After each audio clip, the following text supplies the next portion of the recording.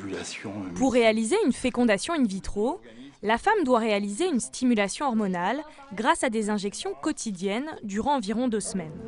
Et ces ovocytes sont alors prélevés une fois matures. Mais chez certaines patientes, cette stimulation n'est pas possible. C'était le cas d'une femme qui souffrait d'une maladie auto-immune.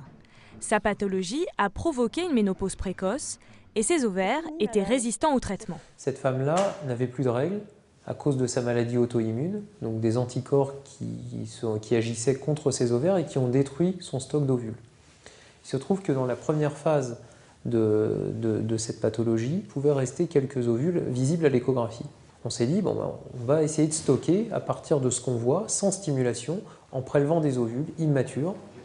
Les biologistes ont alors pris le relais et ont réalisé la maturation directement en laboratoire. Une fois qu'on les a qu'on les a récupérés, on les met dans des milieux de culture adaptés pour essayer de les faire maturer in vitro, ce afin de les congeler ou de générer des embryons qui seront utilisables dans un futur plus ou moins proche. Une fois les ovocytes matures, ils ont pu être fécondés in vitro. Et 9 mois plus tard, la patiente a mis au monde des jumeaux en pleine forme.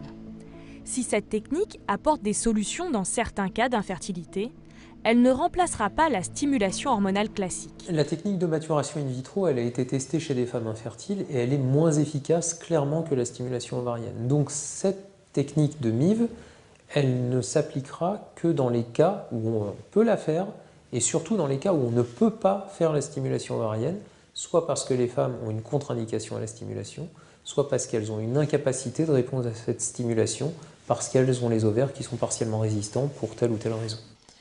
Si cette technique avait déjà été utilisée pour des femmes souffrant d'un cancer, c'est la première fois dans le monde qu'une équipe médicale décide de l'utiliser pour ce type de pathologie.